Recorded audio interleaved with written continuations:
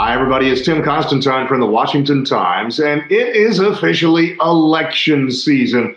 Joining me, as he does each week, our good friend for America, Dave Bozell. Hey, Dave, how are you? Hey, Tim, how are you? I'm doing great, thank you. New Hampshire is in the books. Shocking. Yeah. Donald Trump, the winner in New Hampshire. Joe Biden, a write-in, but a winner in New Hampshire. Oh, all right. What does all this mean? Trump goes off with a win in Iowa and New Hampshire. Yeah. Nobody's ever done that and lost. The Haley, while she's got to be encouraged that her numbers are going up, she's still in second place. She still lost by 10 points, and that was her best chance. So let's talk about moving forward from here. What'd you see last night that makes Nikki Haley think, yeah, I should keep running?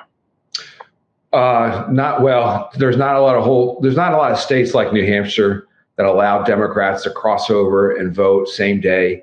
A bulk of her vote total were from self-identified Democrats. That's not going to get repeated, very likely in the near future. I don't think she's going to have the money to take this much forward. I remember Ron DeSantis after Iowa saying 2 candidates had punched their ticket. 3 days later, he left. He wasn't one of them.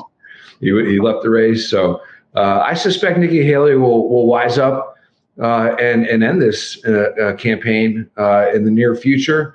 Let me ask you a serious little political question, but insider football. But I remember the night before the Iowa caucus, Vivek Ramaswamy saying, it doesn't matter what happens tomorrow, we're going all the way. And of course, immediately upon the results being announced, he said, we're out. Ron DeSantis says, it doesn't matter what happens, we're going to keep right on going. And then he does a little behind the scenes negotiating and so on, but he's out. He doesn't do it within a day, but he does it within 72 hours. And then the night before in New Hampshire, the night before the election, I see Haley and her people saying, no, we're in this all the way. The best I can tell, if a candidate comes out and has to proclaim, no, we're staying in, they expect to lose and do really bad. Right. It's like an NFL owner saying publicly that they have faith in their coach right before they axe them. After the NFL season.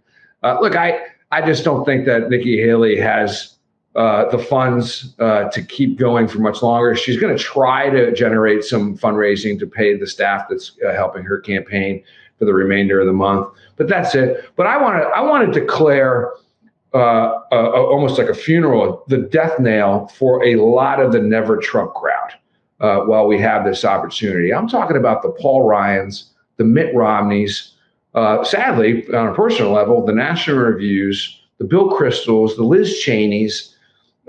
These folks have thrown everything that they could think of at Donald Trump, and they have failed miserably at their quest to get rid of him and get him off the top of the ballot.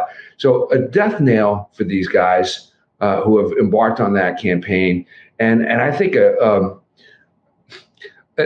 legitimate news operation would stop having these types of people on and trying to get their opinions on the issues of that matter, because they no longer matter. Other than the Washington Times, who can you name that is a legitimate news organization? The Washington Times, that's it. There's and even center left operations. I mean, the Los Angeles Times news operation, they've had some layoffs. It's a good news operation. Their editorial positions are terrible. The reverse of that is true at the Wall Street Journal. Their Wall Street Journal's editorial page is good. Their news operation, very left wing, not to be trusted. And then the center right, social media driven ecosystem is still very much alive and well. Now, you said two things here. One, you said you're not sure that Nikki Haley will have the money to continue forward. That was a big problem for Ron DeSantis. He realized not only was there no path, but there was no financing going forward. Right. But in Haley's case, are there some of those corporate elite, those people that know better than you and me what's in the best interest of the country, who also happen to have a gazillion dollars? Yeah. Are there some of them that are willing to burn up another month's worth of money in order just to harass Donald Trump? Well, Ken Langone, former founder of Home Depot, he made some news last week saying that he was weighing. He's got a ton of bucks. He wasn't sure if he wanted to support Nikki Haley post New Hampshire. He's going to see about the results. We're fresh off of those results. He's got a decision to make. I suspect he'll make it publicly, as he made his concerns public. I'm sure what a sort of interesting story that came out on X predominantly on this tape recording with Carrie Lake of the Arizona GOP chair, essentially attempting to bribe her to stop from running for the Senate of Arizona, saying that he represented big pockets and represented big interests. It kind of confirms, the accusations of a deep state being real. That's it. And she confirmed the validity of the tape. So, of course, there is big money, known and unknown, that may attempt to keep Nikki Haley in the race. But, she also has a reputation, right? She can't go down to South Carolina, the governor of her own state, and get mollywopped by 30 points. I saw a great interview last night with Trey Gowdy, who said, look, Tim Scott, by far, is the most popular politician in the state of South Carolina. And He said, but he couldn't come anywhere close to touching Donald Trump. And then he went down a list of other politicians that were popular there. Nikki Haley was about sixth on that list. Now, she was governor there twice. She was elected twice. She was popular twice. But it raises the question is, what's the future for Nikki Haley?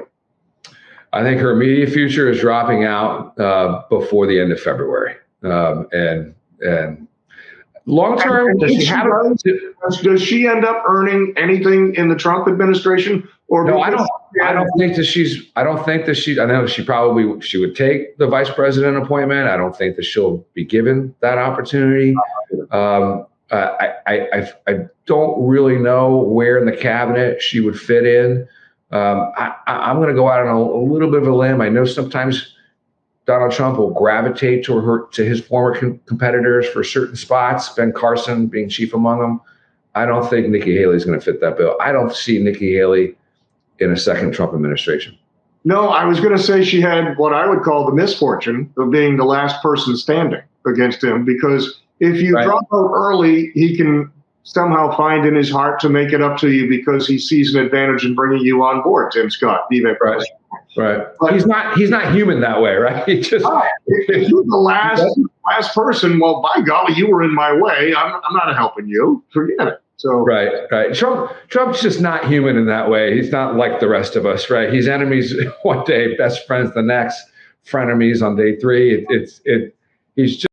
That's just what you get with him. But I don't see what she brings to the table in a Trump cabinet. I just can't. I can't pick a department. Final question: if Nikki Haley drops out, then there's nobody left. It is Donald Trump, and he will just move on. So, what does Trump do? Because the only focus that the media will have, without any competitor, is his court cases. So, what does Trump do to reach the voter between now and the convention in July? Well, he every data company will tell you that monitors media saturation will tell you that he still is the dominant force with regards to media exposure. Go ask the Ron DeSantis campaign about that. They could not pierce through the media dominance that Donald Trump has. But how does he reach a voter that political wisdom suggests that he needs to reach? The suburban white woman. I think the Democrats are going to try to pin him up against a wall vis-a-vis abortion, right? And I think I thought his Fox News town hall, I thought he had a very good answer there, and I think he needs to continue that way. I know he's going to wait for the VP pick as long as he can, because again, that jumps up media attention. But I just trickling different rumors and names out, keeping that rumor mill churning will be an interesting strategy that the Trump campaign, I'm sure, will employ. They just love the speculation, and it's just free press for them.